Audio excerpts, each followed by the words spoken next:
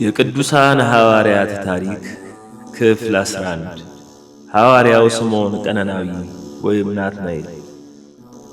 የሐዋርያው ስምዖን ሌላኛ ስሙ ናትናኤል ነው። ስምዖን የመጀመሪያ ስሙ ሲሆን ናትናኤል ብሎ የሰየመው ጌታችን ነው። ናትናኤል ማለት ትርጓሜው የእግዚአብሔር ስጦታ ማለት ነው። በሌላም ስያሜ ቅዱሳን ሐዋርያት በገሊላ ቃና ስላደገ የቃናው ስምዖን ወይም ቀነናዊ፣ አንዳንዴም ቀናተኛው ስምዖን እያሉ ይጠሩት ነበር። የተወለደው በናዝሬት አውራጃ በቃና ዘገሊላ ሲሆን የነገድ ሐረጉም ከብንያም ነገድ ነው። የአባቱም ስም ቀሌዮጳ ይባላል።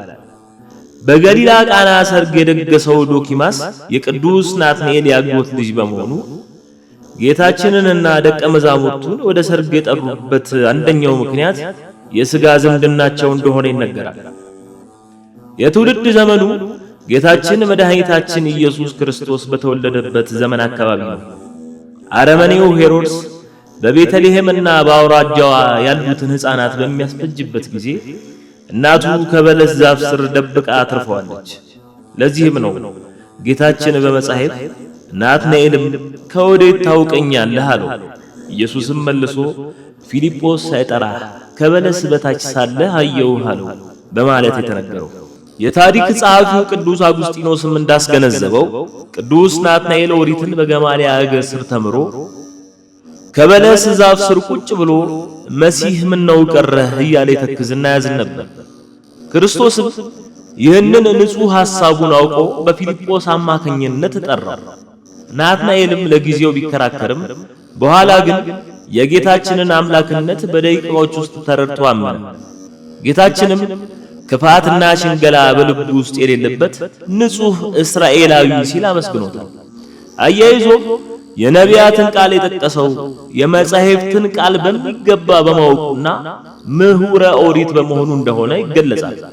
ወንጌላዊው ይህንን ሲመዘግብ ናትናኤልም ከናዝሬት መልካም ነገር ሊወጣ ይችላልን አለው። ፊልጶስም መጥተህ እይ አለው። ኢየሱስ ናትናኤልን ወደ እርሱ ሲመጣ አይቶ ስለ እርሱ ተንኮል የሌለበት በእውነት የእስራኤል ሰው እንሆ አለ ይላል። ቅዱሳን ሐዋርያት የዓለምን ሀገሮች ለስብከተ ወንጌል ሊከፋፈሉ ዕጣ በተጣጣሉ ጊዜ ወደ ሰማርያ ሄዶ ወንጌልን ያስተምር ዘንድ ለስምዖን ወጣ። ሊቀ ሐዋርያት ቅዱስ ጴጥሮስም ከእርሱ ጋር በመሆን ወደ ሰማርያ አደረሰው። ሐዋርያውም ሰዎችን ወደ ተሰበሰቡበት አደባባይ ሄዶ ስለ ጌታችን ኢየሱስ ክርስቶስ አስተማረ። ነገር ግን በከተማው የነበሩ ሰዎች ትምህርቱን በሰሙ ጊዜ በእርሱ ላይ ተነስተው ደብድበው ከከተማው ውጭ ያወጡት። ቅዱስ ስምዖን ግን ዳግመኛ ወደ ከተማው በመግባት በኢየሱስ ክርስቶስ ስም እስከ 3 ቀን ድረስ አስተማረ። በሦስተኛው ቀን ያዕቆብ የተባለ የአንድ አገልጋይ ልጅ ታመመና ሞተ። የዚያ ሰው ሚስት ከሚያምኑ ምዕመናን ወገን ነበረችና ሐዋርያው በሚያስተምረው አምላክ ስም ይጸልይለት ዘንድ ጠራችው። ሐዋርያውም በደስታ ደርሶ ከሞተው ጎልማሳ አጠገብ ቆመና የሞተውን ልጅ አባት በተሰቀለው በእግዚአብሔር ልጅ ታምናለህን አለው። አባቱም የሞተው ልጅ የሕያው ሆኖ ከተነሳ የተሰቀለው እርሱ የሕያው የእግዚአብሔር ልጅ እንደሆነ አምናለሁ አለ።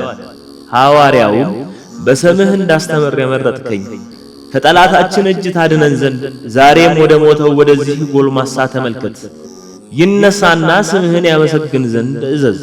በዚህች ሀገር ባሉ በዚህ ሕዝብ ሁሉ ፊት በተቀደሰው ስምህ ያምኑ ዘንድ በማለት ወደ ሞተው ሰው ፊቱን መልሶ በአብ በወልድ በመንፈስ ቅዱስ ስም ተነሳና ቁም ቢለው የዚያ ሰው ዓይን ተከፈተ፣ ተነስቶም ሄደ። የተሰበሰቡት ሰዎች ይህንን ታላቅ ተአምር በተመለከቱ ጊዜ ሁሉም በሐዋርያው አምላክ በእግዚአብሔር አመኑ። እርሱም ቅዱሳት መጻሕፍትን አስተማራቸው። በአብ በወልድ በመንፈስ ቅዱስም አጠመቃቸው። የክርስቶስን ሥጋና ደም አቀበላቸው። ቤተ ክርስቲያንንም እንዲሰሩ አዘዛቸው። በመካከላቸውም ቆርኔሌዎስ የሚባል ኤጲስቆጶስ እንዲሁም ቀሳውስትንና ዲያቆናትን ሾመላቸው። የክርስቶስን ወንጌል እያስተማራቸው ቆይቶ ከእነርሱ ዘንድ ወጣ። በመቀጠልም ሐዋርያው ቅዱስ ናትናኤል በጸጋ መንፈስ ቅዱስ ተሞልቶ በባቢሎን፣ በሶርያ፣ በግብጽና በኑቢያ እየተዘዋወረ ወንጌልን ሰብኳል። እጅግ ብዙ አሕዛብን ከጨለማ የጣዖታት አምልኮ ወደ ብርሃን ክርስቶስ ወደ ማወቅ መልሷል። በዚህ ሁሉ ሐዋርያው ጉዞ እጅግ ብዙ መከራን በጌታችን ኢየሱስ ክርስቶስ ስም ተቀብሏል።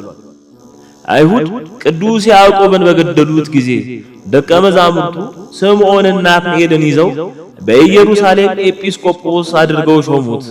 በዚያም የእግዚአብሔርን ቃል ሲያስተምርና ተአምራትን ሲያደርግ ቆይቶ ምዕመናንን በአንድ ለአንድ ጋብቻ እንዲወሰኑ፣ ንጽሐ ሥጋንና ንጽሐ ነፍስን እንዲጠብቁ እንዲሁም ከዝሙት ርኩሰት እንዲርቁ አስተማረ። ንጉሥ እንድሪያኖስ ይህንን ትምህርቱን በሰማ ጊዜ ቅዱሱን ይዞ በብዙ ሥቃይ አሰቃየው። በመጨረሻም በሰይፍ አስቆርጦታል። በቅድስት ቤተ ክርስቲያናችንም የዕረፍቱና የሰማዕትነቱ መታሰቢያ ሐምሌ 10 ቀን በታላቅ ድምቀት ይከበራል።